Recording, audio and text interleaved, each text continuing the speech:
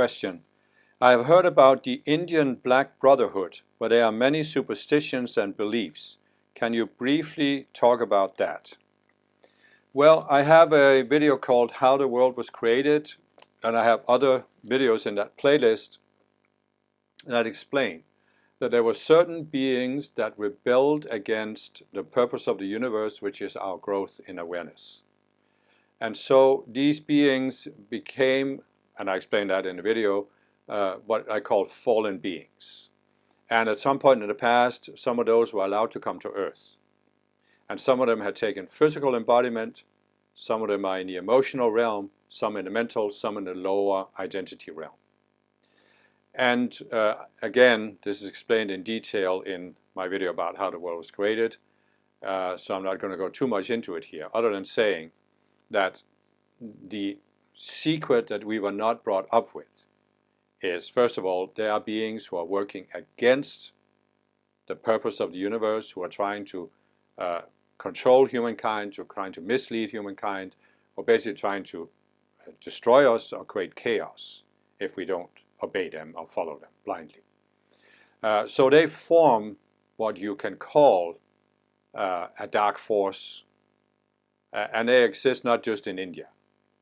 So, but you have, of course, in every country, you may have a certain group of these fallen beings that are working together, some in embodiment, some in the emotional, mental identity realm, specifically for that country. And so naturally you have that in India as well. You have it in all countries, and you can call it the Indian Black Brotherhood.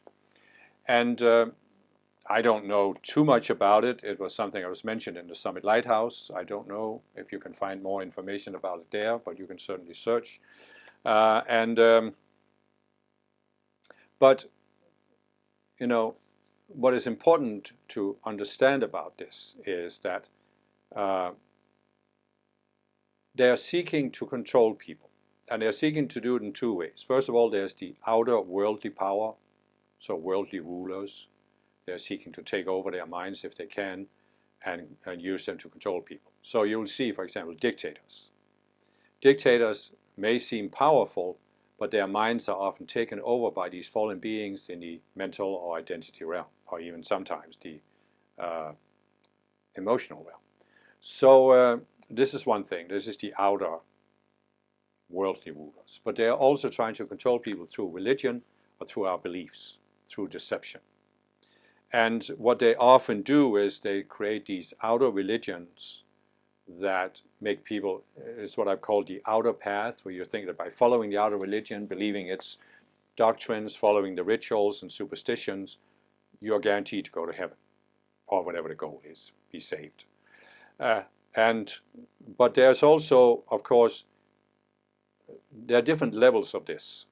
So there are some of these fallen beings that are working at a very subtle level, where they are not seeking to deceive the masses. The outer religions are sort of to deceive the masses.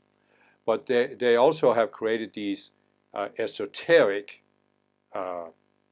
mystery schools or esoteric spiritual movements, or they even have gurus that are false gurus that are they're not necessarily seeking to deceive the masses. They are more aimed at those people who have started going beyond the outer path and have become open to the inner path. They want to prevent them from reaching Christhood because, as I explained in the other videos, the biggest threat to them is that we develop our Christ discernment so that we can read their vibration and expose them as false. And so they are trying to, before people reach that level, they're trying to pull them into following a false guru, a false esoteric teaching. And this is what part of the Indian Black Brotherhood does. It has created these false religious or spiritual movements. They have various false gurus that are in embodiment that are working with this Indian Black Brotherhood, or whose minds are simply taken over by it. And you know, you can set up certain outer criteria. I have talked about this in several videos about false gurus, but really in the end it's a matter of reading the vibration. And when you reach a certain level of consciousness, a certain level on the spiritual path, a certain level of what we could call personal Christhood, you develop that discernment where you can read the vibration of a guru. I have had 2 instances. I don't really want to mention them here, but I remember the first instance. It was a person I had met back in Denmark when I was relatively new to Ascended Master teachings.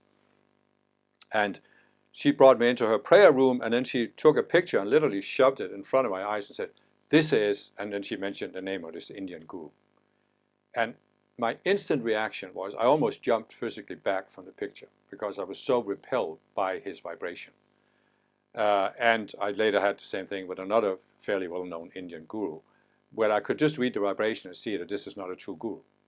This is a false guru. And so what I'm saying is that you can learn that, you can develop that ability to read the vibration. And it's, of course, a very valuable asset to have on a spiritual path, because as you go higher, you will be confronted with these false teachers, and you will have to learn to dismiss their temptations, their projections, where they try to project at you that you're wrong, or they try to project they try to confuse you with these very subtle arguments, what I call serpentine logic, where it's so convoluted that it's very hard to sort out what's real and unreal in it. They can mix things together in such a complex way. And sometimes, really, your best approach to this is to not even engage in it and just walk away from it. Because you don't need to solve every problem, you don't need to know everything. Anyway, that's pretty much all I know about this. As I said, you can go to the Summit Lighthouse website and search on Indian Black Brotherhood, see if you find anything there. I know there was some material in older dictations about it, but I don't recall what it was.